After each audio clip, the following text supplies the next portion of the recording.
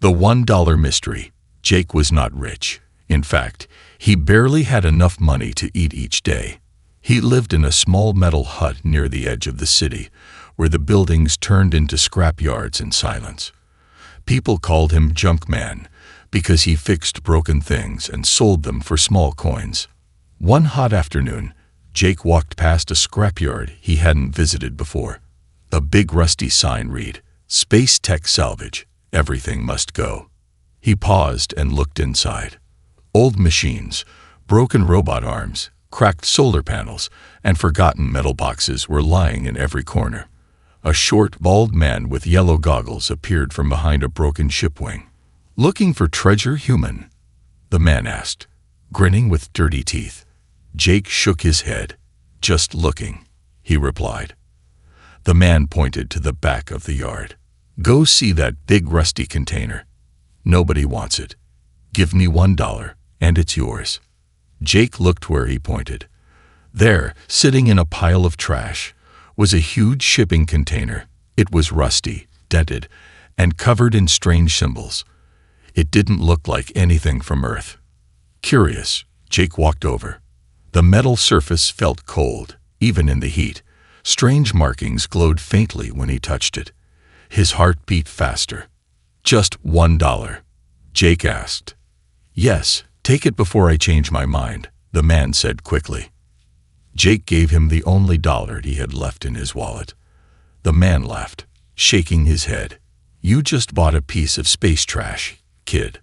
Later that night, Jake managed to drag the container to the back of his hut using an old hover cart. He sat beside it, drinking warm water, wondering why he bought it. It was just a big empty box, right? But then, something strange happened. A soft blue light appeared around the edges of the container door. It made a low hum, like something powering up. Jake stood up quickly, heart racing. "What the?" He reached for the handle. It was stuck. He pulled harder. With a loud creak, the door slowly opened. Cold air rushed out. His breath turned white in front of him. Inside, it was dark and quiet. He grabbed a flashlight and stepped in. His mouth fell open. Inside the container were 3 tall glass pods, each one glowing softly. In the first pod, he saw a girl. No, not just a girl, an alien girl. Her skin was light purple, with long silver hair floating in the strange liquid. She looked peaceful, like she was sleeping. The second pod held another girl, this one with blue skin and glowing marks along her arms. The third pod looked different. It had a golden lock, and something about it felt heavy. Important. Jake couldn't breathe. "What is this?" he whispered. He checked the sides of the pods. Alien writing. He couldn't read it, but one small blinking screen showed a timer. It was counting down. 0943. 0942. "A countdown," Jake whispered. "For what?" His hand shook as he backed away. He had no idea what he just found. These weren't statues.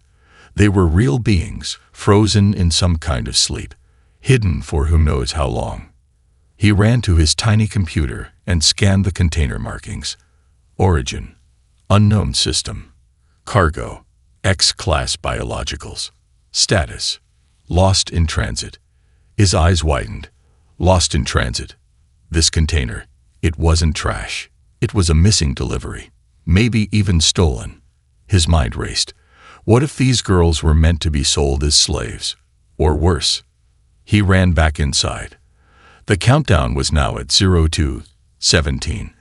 02:16. Suddenly, the first pod began to glow brighter. A hissing sound escaped from the top. The liquid drained. Steam rose from the sides. Jake stood frozen. The girl inside opened her eyes. Bright, glowing green eyes. She blinked slowly, looked around, and then she saw him. They stared at each other. No words, just silence. Then she tried to speak. Her voice was soft and weak. "Where am I?" Jake stepped closer gently. "You're safe, I think." The girl coughed. No, not safe. They will come. Jake frowned. Who will come? Her eyes widened. They will kill us all. Alien girls, wake up. The green-eyed alien girl slowly stepped out of the cryopod. Her legs were weak, and she held onto the side of the pod for balance. Water dripped from her long silver hair. Her skin shimmered under the dim light, almost glowing in the dark. Jake stood still, unsure what to do. He had seen many strange things in his life. Broken machines, crashed drones, even old space tech, but nothing like this. My name is Sarai, she said slowly. Her voice was soft, and she spoke like someone learning a new language. Jake helped her sit down on a dusty chair near the container wall. She looked around with fear in her eyes. Her gaze landed on the other two pods. Her face changed. Panic. They are still sleeping, she asked. Jake nodded. Yes. The other two pods haven't opened yet. Sarai looked at the countdown timer on the second pod. Not much time. We have to wake them. Soon. Who are you? Jake asked gently. Where are you from? She looked at him with tired eyes. We come from a galaxy far from here. Taken from our homes. We were captured. Sold. We were cargo. Jake's heart dropped. You were slaves. Sarai nodded, her lips trembling. Yes, but something went wrong. The ship carrying us was attacked. This container was lost in space. Maybe years ago. She touched the pod gently. The pod saved us. We were kept in cryo sleep. But the power is failing. Jake sat beside her. He didn't know what to say. He had only wanted a bit of scrap metal. Instead, he had found sleeping beings who had suffered more than he could imagine. Suddenly, the container lights flickered. That's not good, Jake whispered. Sarai stood up slowly. Her strength was returning. Someone activated a scan. The signal was sent. Scan? Jake asked. Who scanned us? The Empire, she said quietly. The ones who owned us. They are always looking for lost cargo. They don't like loose ends. Jake's mind raced. If someone was tracking them now, he was in serious danger. Then we need to hide, he said. Can we move the pods? Sarai nodded. Yes, but be careful. The second girl. Her name is Naira. She's not like me. She's strong. A fighter. Her body may act before her mind wakes. Together, they moved the second pod into Jake's hut. It was heavy and cold. Jake wrapped it in old blankets and turned on a small heat lamp. The countdown now showed 0:49, 0:48. Sarai stepped back. She's waking. The pod hissed, and bright blue mist flowed out. A loud click echoed as the glass cracked. A hand punched through the front. A glowing blue hand. Whoa! Jake jumped back. The glass broke completely, and a tall alien girl with bright blue skin stepped out. Glowing marks moved across her arms like living tattoos. Her hair was black and tied tightly behind her head. She looked around quickly, breathing hard. Then her eyes locked onto Jake. Enemy, she shouted. Wait. No. Sarai rushed forward. But Naira moved fast, faster than anything Jake had seen. She grabbed a broken pipe and held it like a weapon, ready to strike. He is not enemy, Sarai said, standing between them. He helped me. He saved us. Naira's breathing slowed. She looked at Jake again, this time with confusion. A human. Helped. Jake raised his hand slowly. I didn't know what I was doing. I just bought the container. For $1. Naira blinked. You bought us. No. I didn't know you were in there. I swear. Sarai placed her hand on Naira's shoulder. He means no harm. Naira looked around the hut. This place. This is not a prison. It's my home, Jake said. Naira nodded slowly. Then we are free. Sarai looked at the final pod. Not yet. We must wake her. Naira walked to the third pod. She stopped. This one is different. Locked. Royal seal. Royal? Jake asked. Naira looked at him. This girl is not like us. She is important. Powerful. If she dies, many planets will burn. Jake felt a cold chill run down his spine. And she's been in there all this time. Naira nodded. Yes, and we must protect her, no matter what. Suddenly, outside the hut, a loud noise echoed. B-E-E-P, V-E-E, V-E-E-P. Jake ran outside. A small flying drone hovered above his roof. Red lights scanned the area. Government drone, Jake whispered. They'll see you. He grabbed a long stick and threw it at the drone. It sparked and fell to the ground, but not before finishing its scan. They know, Naira said. We have to leave. Now. But where can we go? Jake asked. Sarah looked up at the stars. There is a place, a gate. It leads to our galaxy, but it is far and hidden. Naira nodded. We travel at night, hide during day. And the last pod? Jake asked. We take her with us, Naira said. The royal one. She is our hope. Inside the pod, the girl's eyes began to move. Her hands twitched. She was close to waking up. And when she did, nothing would ever be the same again. Hunted by the Galactic Empire deep in the night, Jake drove his old hover van through the back roads outside the city. The roads were empty, silent, and covered in dust. No lights, no sounds, just the faint hum of the van's engine and the quiet breathing of the alien girls inside. Sarai sat beside him in the front seat, her silver hair tied back with a piece of cloth. She wore one of Jake's old jackets to hide her alien features. Naira sat in the back, watching the sky through the window, gripping a metal rod tightly in her hand. Beside her was the third pod. It was now glowing gold. Something was happening inside, but they didn't know what. How far is this gate? Jake asked, breaking the silence. Far, Sarai said. In your world, it is hidden in a place with mountains, covered in snow, forgotten by your people. Why there? He asked. Because your world was once part of something greater, she said, before your kind forgot. Jake didn't understand, but he didn't ask more. His mind was full of questions. Who was this royal girl? Why was Earth involved? Why was he, a simple junk man, suddenly in the middle of a galactic chase? Suddenly, Naira tensed.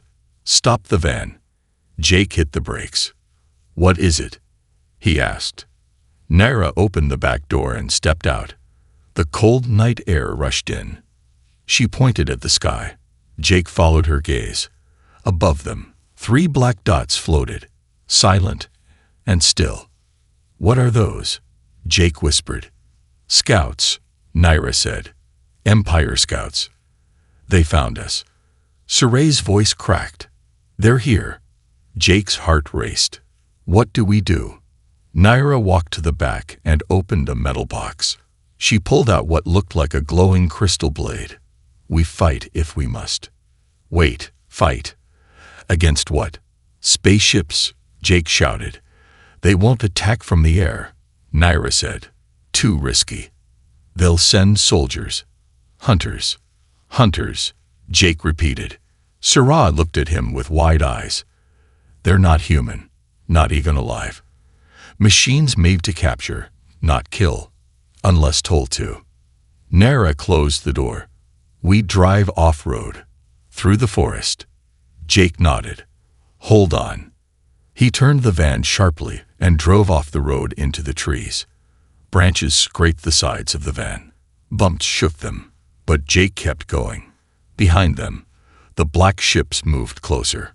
After half an hour, they reached an abandoned shed near a dried-up river. Jake drove inside and shut the doors. Darkness wrapped around them. We rest here, Naira said, just for a moment. Sarai walked over to the golden pod. The girl inside was moving more now. Her hands curled slightly. Her lips parted like she was dreaming. "She's almost awake," Sarai whispered. "Can you tell me who she really is?" Jake asked. Sarai looked at Naira. Naira nodded slowly. "Her name is Vea," Sarai said. "She is not just royal. She is the daughter of the Empress of our galaxy." "The Empress?" Jake asked. "Yes. Veiled worlds, star nations, empires, all ruled by her mother. But an uprising happened. Rebels kidnapped Vea. The Empire blamed the people. They started wars. Entire planets burned." Jake blinked. "And she's been missing all this time." Sarai nodded. "Yes, they put her in this container to move her secretly. They were going to sell her to a hidden buyer. But the transport failed. Now, we are here." Naira stepped forward. "And if the Empire finds her now, they will kill her. To keep the war going. To keep power." Jake felt sick. He wasn't just hiding strange girls. He was now holding the key to a galactic war. "But why me?" Jake asked. "Why did I find the container?" Sarai looked at him carefully. Maybe it was luck. Or maybe someone wanted her to be found by a human. Before Jake could reply, they heard it. Crunch, crunch, crunch. Outside the shed, heavy footsteps moved in the dark. Metal against dirt.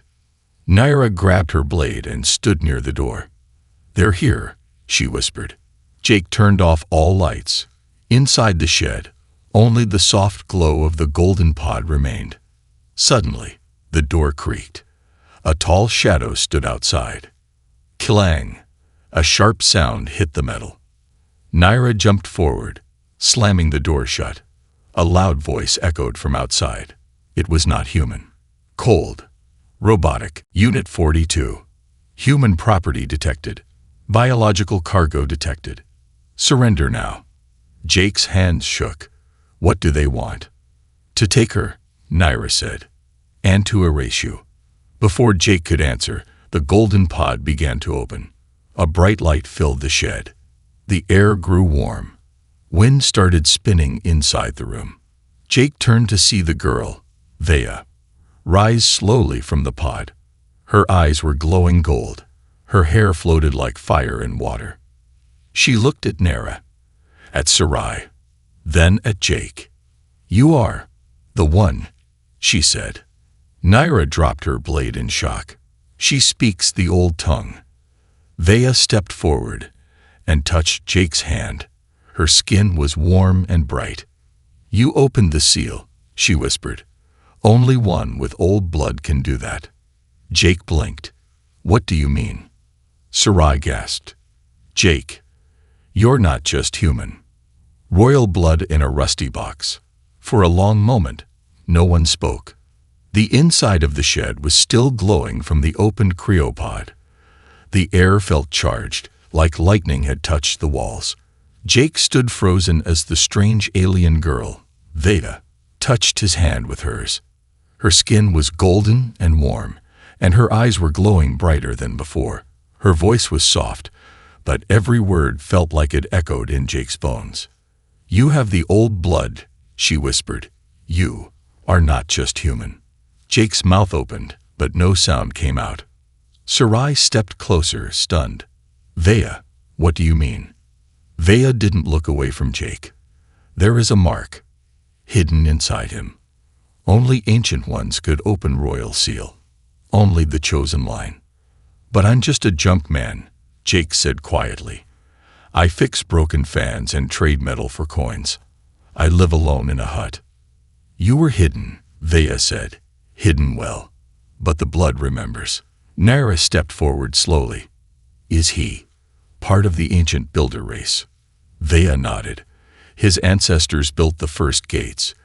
They opened the stars. And then they'd vanished." Jake pulled his hand away, shaking. "You've got the wrong guy." Vea looked at him with deep sadness. "No, Jake, you are exactly the one." Outside, heavy steps circled the shed again. The hunters were still there, waiting, silent. Naira's voice turned sharp. We can't stay. They will break in soon. Vea turned toward the door. Her body glowed brighter. I will hold them for now. You must prepare to move. You just woke up, Jake said. You need rest. Vea looked back. I have rested long enough. Now, it is time to remember who I am. She raised one hand. A wave of energy rippled through the shed. The door rattled, and the metal walls vibrated. Outside, the robotic hunters paused. Then one of them stepped forward and slammed against the door with heavy force. Boom! The door bent inward slightly. Dust fell from the ceiling. Vea raised both hands. Her golden light expanded, and strange symbols lit up on the floor, symbols that hadn't been there before. What is that? Jake asked. This is royal code, Vea said. Only seen by builders, only answered by those with the key. A beam of light shot from the floor into Jake's chest. He gasped, grabbing his heart. It didn't hurt, but something deep inside began to glow, something he didn't know he had. Images flashed in his mind.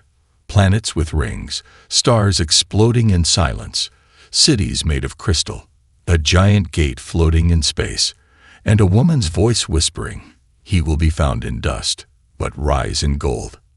The light stopped. Jake fell to his knees, breathing hard. Vea stepped forward, helping him. You carry a map, Jake, in your blood. It will lead us to the Stargate. Naira opened the back of the van. We need to go now. They're preparing to breach. Jake stood up slowly. But where do we go? Vea looked out the window. North, to the snowy mountains. We'll find the forgotten path. There's nothing out there, Jake said. Just ruins and old mining roads. That's where it hides, she said, among the forgotten. As they loaded the pod remains into the van, Naira stopped. Look, a hunter had climbed onto the roof. Its red eyes scanned the inside. Target confirmed. Royal signature detected. Vea raised her hand. Not today. With a bright flash, she sent a shockwave through the roof. The hunter was blasted into the trees, metal sparks flying in the air. Sarai gasped. Your power returned. Vea nodded. Some of it. More will come as we near the gate. They jumped into the van. Jake started the engine and hit the gas. The tires screeched as they burst out of the shed and into the night. Behind them, the hunter ship began to move. More machines dropped from the sky, cold and silent, like spiders falling from the stars. They're chasing us, Jake shouted. Drive faster, Naira yelled. Vea closed her eyes. I will block their signal. A pulse of gold shot into the sky. The ships wavered, confused. For a few minutes, they had a head start. As Jake drove, bumps, and turned shaking the van, he turned to Vea. Why me? Why would someone hide a royal map in a junk guy like me? Vea looked out the window. Because the galaxy has a way of hiding its hope in the most broken places. Those words stayed with Jake as they disappeared into the forest. They were hunted, outnumbered, and completely unsure of what waited ahead. But now, they had a direction, a purpose, and Jake was no longer just a junk man. He was the key to saving the stars. Alien war reaches Earth. The van sped through the forest, bouncing over roots and sharp rocks. The old vehicle groaned with each bump, but Jake didn't stop. Trees passed like shadows. The night sky above was now filled with moving stars. But those weren't stars. They were ships. Behind him, Sarai, Naira, and Vea sat in silence, watching the darkness. Each of them knew they were being followed. Jake gripped the wheel tightly. We can't outrun them forever. Vea leaned forward. We don't have to. Once we reach the old coordinates, the gate will recognize us. It will protect us. And what if it doesn't? Jake asked. Then we make our final stand, Naira said, her eyes glowing faintly. Suddenly, a loud boom echoed above the trees. They all looked up. A massive black shape tore through the clouds, a hunter-class cruiser. Shaped like a claw, it hovered above them, completely silent. A thin red light dropped from the ship, scanning the land below. Naira hissed. "They've released Seekers." "What are Seekers?" Jake asked. "Machines. Small, fast, and deadly," she replied. Jake pressed the accelerator harder. The van shook violently. "Can this thing go any faster?" Naira shouted. "It's older than me," Jake snapped. Behind them, something crashed through the trees. Then another. Then 6 more. Small spider-like machines with glowing red eyes sprinted after them. "They're gaining," Sarai cried. Vea opened the window. Golden sparks danced in her palm. "I'll slow them down," she said. "No, you'll burn out." Sarai grabbed her arm. "We don't have a choice." Vea leaned halfway out of the window and pointed her hands back. Light exploded from her body. A beam of pure energy shot into the trees. The ground behind them cracked. Fire and light flashed. The Seekers were hit mid-run. Some exploded. Others stumbled. A few kept coming. Jake turned the van hard, jumping over a slope. The wheels left the ground. For a moment, they were flying, then slammed down hard. Everyone jolted. "Is this the safest path you know?" Naira asked. "No," Jake replied, "but it's the only one." Vea fell back into her seat, exhausted. Her skin shimmered less. Her glow was fading. "Are you okay?" Jake asked, glancing at her through the mirror. "I need to rest, but I bought us time." As they drove farther north, snow started to appear. Cold wind cut through the cracked windows. The road was disappearing. They were climbing into the mountains now. "How much further?" Jake asked. "Almost there," Vea said softly. "I can feel it." They finally stopped at the edge of a frozen lake. A cave stood near the cliffside, half buried in snow. "There," Vea pointed. "That's the entrance." They all climbed out, pulling the remaining gear with them. The cold bit at their faces, but none of them complained. Jake looked around. "This place, it's completely abandoned." "Not abandoned," Naira said. "Forgotten. On purpose." As they approached the cave, the ground trembled. Boom! A glowing red light appeared in the sky. The cruiser had followed them. "They tracked us through her power pulse," Naira growled. Sarai turned to Jake. "Can you open the cave?" "Me." Vea nodded. "Your blood. Your presence. Only you can unlock the gate." Jake walked to the cave wall. There was nothing but ice and stone. "Now what?" Vea stepped beside him and placed his hand against the rock. The ground rumbled. Symbols appeared beneath his fingers, glowing gold. A circle of stone pulled back, revealing the deep, wide tunnel. "It worked," Jake whispered. "Quick, inside!" Naira shouted. They all ran into the tunnel. Behind them, metal ships began to descend. Snow and rock exploded as hundreds of hunter soldiers landed on the mountainside. Inside the tunnel, the walls were lined with ancient lights. Dust floated in the air. The deeper they went, the warmer it got. They entered a large underground chamber. In the center stood a giant structure, a stargate, made of floating rings and glowing runes. Jake stared at it in awe. "That's it," Vea whispered. "Our way home." "Can we use it?" Jake asked. "Only if we power it," she said. Naira pulled out a crystal from her belt. "I stole this from a royal ship long ago. It's a core. It might work." She plugged it into a slot near the gate. A low hum began. Lights blinked to life. Outside, explosions shook the earth. "They're coming," Sarai said. "We don't have much time." Suddenly, a massive blast hit the outer wall. Rocks crumbled. Hunter soldiers entered the tunnel. Vea turned to Jake. "Hold them off, just for a moment." "Me? I'm not a soldier." "You're more than that now," she said. Jake picked up a plasma rod. He wasn't trained. He wasn't ready. But he had to try. The gate spun faster. Golden light filled the chamber. Vea raised her arms and shouted something in her language. The gate opened, a window into a new galaxy. She turned to Jake. We go through now, or never. The gate of stars. The gate spun faster. In the deep chamber beneath the mountain, golden rings floated in midair, humming with ancient power. Energy crackled between them, creating a swirling vortex of stars and light. A portal to another galaxy. Jake stared into it, breathless. That's not just a gate, he whispered. That's a whole sky. Vea stepped beside him, her golden eyes shining. This is our only chance. Once it opens, it won't stay long. Behind them, the cave shook. The sounds of battle grew louder. Metal feet slammed against the tunnel floors. The hunter soldiers were coming, fast, and in full force. Naira turned sharply. I'll hold them back. No, Jake said. You'll die. Naira looked calm. I was trained for war. I escaped their prisons. But if they take her again, she glanced at Vea, then this whole galaxy dies too. Vea stepped forward. No one dies today.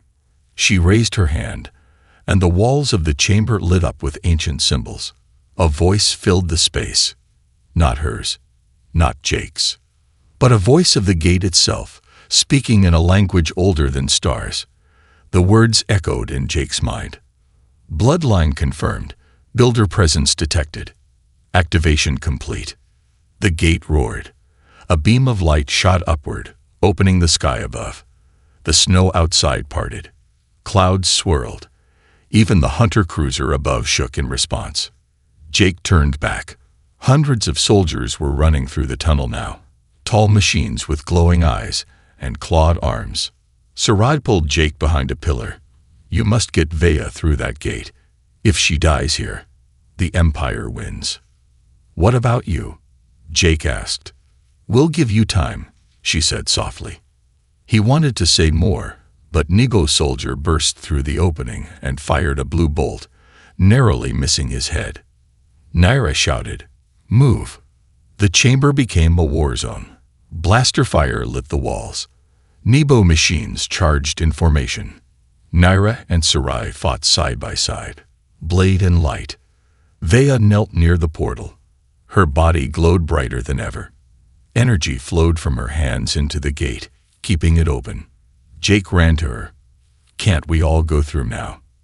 Vea shook her head. If I let go now, the gate will close. Someone has to keep it alive. Until it stabilizes. A hunter shot hit the floor nearby. The ground cracked.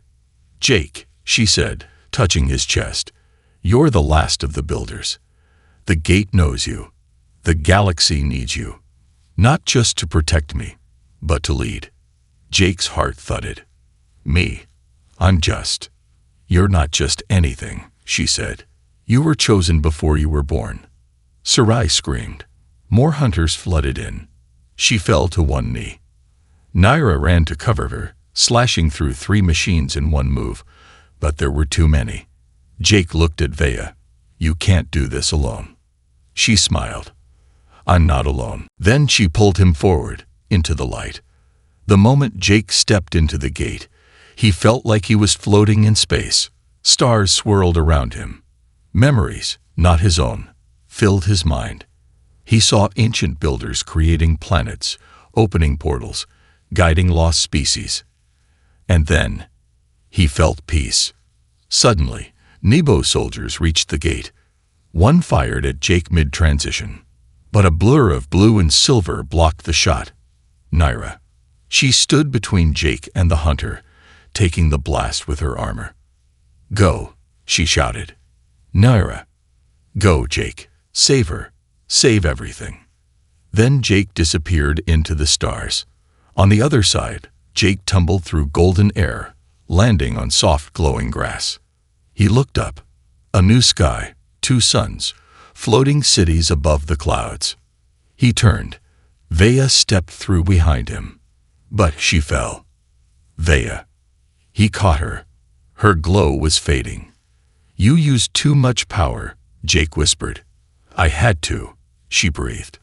The others, did they make it? He looked behind them. The portal flickered, then closed. Silence. I don't know, he said, holding her tightly. Tears welled in her eyes.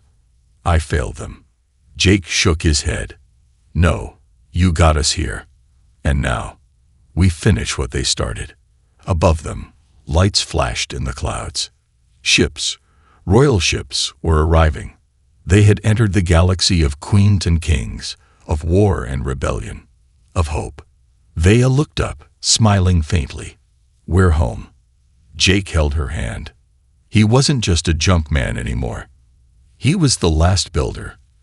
And the war for the stars had only just begun. He was never just human. A soft wind blew across the glowing fields of the twin sun world. Jake stood at the edge of a high cliff, staring at a city floating in the clouds. Its towers spun gently. Its walls were made of living stone and shining crystal. This was the royal capital of Nibo's exiled empire, but to him, it felt like another planet in a dream. Behind him, Vea lay resting under a tall silver tree. Her powers were slowly returning, but she was still weak. The journey through the gate had taken nearly everything from her. 3 days had passed since they arrived in this galaxy. And still, no sign of Sarai or Nara. Jake visited the same cliff each morning, hoping they'd come through. But the portal had closed, and the light never returned. His heart ached. He had only known them for days, but those days had changed everything. Then, on the 4th morning, a royal ship landed nearby. Soldiers stepped out in bright armor. Tall, with soft, glowing tattoos on their faces, they carried no weapons. Instead, they bowed to him. "We greet the last builder," one of them said. "We have waited many generations." Jake didn't know what to say. "I'm not a builder. I don't even know how the gate works." "Your blood remembers," the soldier said, "and the gate chose you." They led Jake and Vea to the Sky Palace, a place older than any history he knew. Floating above oceans of clouds, the palace was quiet, beautiful, and full of eyes. Some looked at Jake with respect, some with fear, others with doubt. In a tall chamber, the High Council gathered. 12 beings from different worlds. Advisors, rulers, judges. Vea stood beside Jake, her voice calm but strong. "This is Jake of Earth. He opened the royal gate. He carries the mark of the builders." The council murmured. One tall woman with green eyes stood up. "We heard of your escape, and we heard of Naira's sacrifice." Jake flinched. The memory of Naira taking that blast still burned in his mind. "Naira and Sarai gave everything to get us here," Jake said. "They deserve to be remembered." "They will be," the woman said softly. "And so will you. But we need more than memories now. Nibo Empire grows stronger. They search for the royal blood. For the gate. For you." Jake looked at his hands. "I don't even know what I'm supposed to do." Vea turned to him. "You lead." He frowned. "But I'm not special." Vea shook her head. "You are. Because you care. Because you choose kindness even when you're afraid. That's what made the builders strong. Not power, but heart." That night, Jake walked alone through the glowing gardens of the Sky Palace. Lights danced in the trees. Soft music played from stones in the ground. Alien birds sang songs from different worlds. He sat beside a pond, thinking of Earth. His hut, the scrapyard, the $1 that started all this. "Crazy, huh?" he whispered.